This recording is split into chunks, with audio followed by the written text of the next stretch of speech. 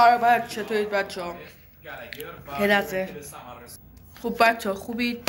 این اولین ویدیو کوتاه منه. یه بسته امروز باسم رسیده.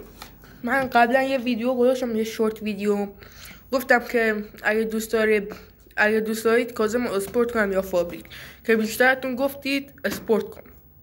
منم شروع کردم به سفارش دادن چیزایی که کاظم اسپورت میکنه. الان این اولیشه. شروع کنیم. بزن بریم.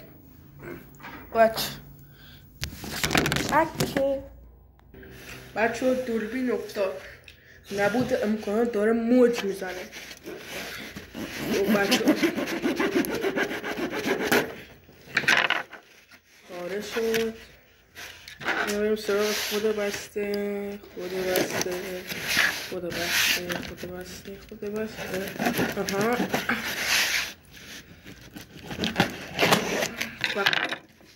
ما داریم با چاقو کار میکنیم. یوتیوبی نداریم. او پلاستیک پیچش هم کردن، اصلا دمشون کرد.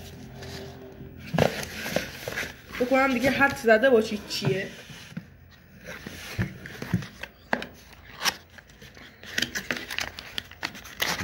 در بیا.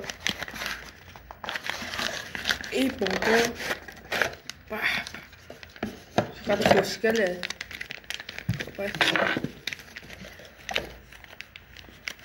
آها پلاستیک پیچش کردن. این یه چیه؟ بوگیه؟ بسکن هر چی هست بومت بخشا. بلوری اسکلتی. این یه لحظه خیلی لذت بخشه.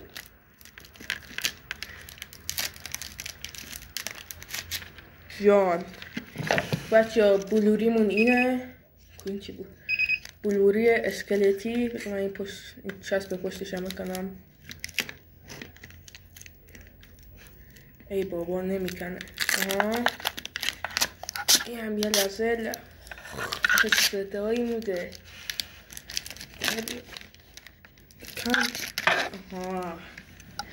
بلوری اسکلتی چقدر خوشگله. اتوباس اینجوری خوشگل نبود. بچه بلوریمون اینه. خیلی هم عالی. یه قرار بس کنیم رو داشت کاظم. ویدیوش هم میذارم. فقط خواستم این ویدیو که اولین ویدیوم هست نشون بدم که بدونید داریم کاظم اسپورت کنیم. وقتی وصلش کردم ازش یه ویدیو میسازم، یه شورت ویدیو، و میذارم تو چنل. خیلی خوشگله ها. خب بچه ها ویدیو تمام شد. امیدوارم تا این لحظه لذت برده باشید. لایک کامنت یادتون نره. چشامین.